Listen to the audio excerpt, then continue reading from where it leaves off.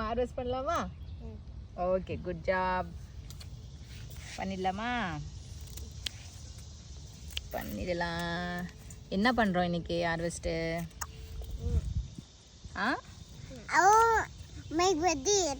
சாம்பார். இது வந்து பருப்பு கீரை. I want to make sambar out of it. ஓ யா, சாம்பார் பண்ணலாமே. I can make sambar in my kitchen.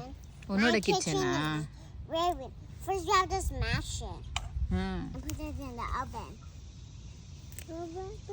என்ன சாரா இது? சொல்லு. பருப்பு கீரை சொல்லு. Purple kale is my favorite. ஆனாடம்மா